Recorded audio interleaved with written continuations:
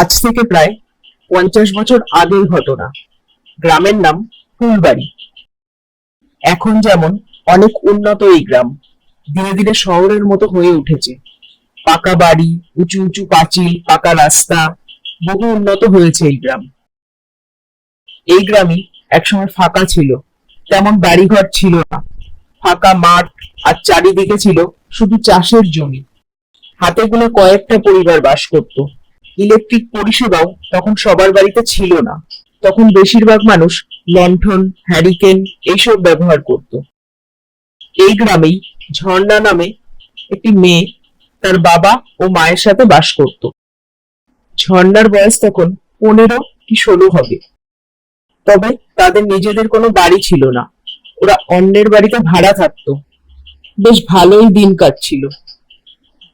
একদিন রাত 9টার সময় ঝর্ণার বাবা বাজার থেকে মাংস নিয়ে আসলো। মাংস রান্না করার মতো পেঁয়াজ ও রসুন ঘরে ছিল না। তাই তার বাবা তাকে পেঁয়াজ ও রসুন আনতে দোকানে পাঠালো। দোকানটা ওদের বাড়ি থেকে একটু দূরেই ছিল। তবে ঝর্ণার অভ্যেস ছিল রাত দুপুরে বাইরে বেরোনো। রাত তখন 9:30। বাইরে ঝিরিঝিরি বৃষ্টি পড়ছে।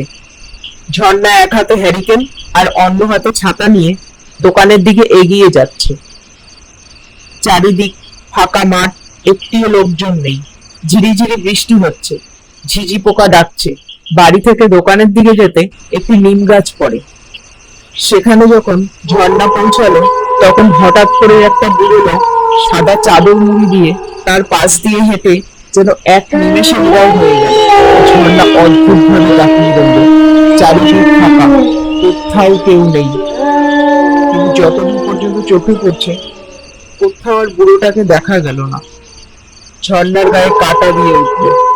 ঝর্ণা খুব সাহসী মেয়ে, সহজে সে ভয় পায় না। কিন্তু তখন হঠাৎই তার গায়ে কাঁটা দিয়ে ঝর্ণা তবু ওইসব পাত্তা না দিয়ে দোকানের দিকে চলে গেল।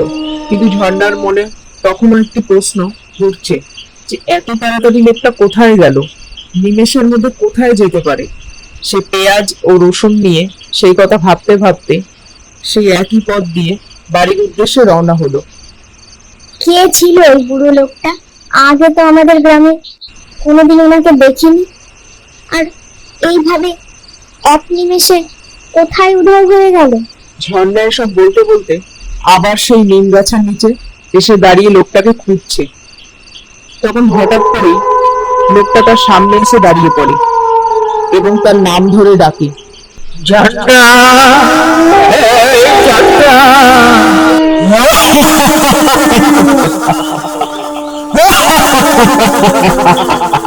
এইভাবেই লোকটা বিকট হাসিতে ফেটে পড়ে।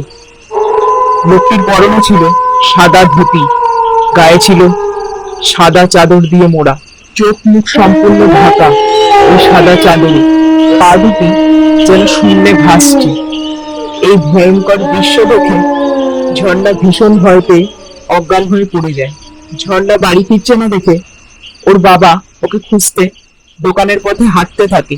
তখন তিনি দেখেন ঝর্ণা নিম গাছের নিচে অজ্ঞান হয়ে পড়ে আছে। তারপর তাকে বাড়ি নিয়ে যায়। কিন্তু সেই দিন থেকে ঝর্ণা খুব অসুস্থ হয়ে পড়ে এবং মুখ দিয়ে কথা বার হয় না। প্রায় 1 মাস পর ঝর্ণা স্বাভাবিক অবস্থায় ফিরে আসে। অনেক চিকিৎসার পর ঝর্ণা সুস্থ হয়ে ওঠে।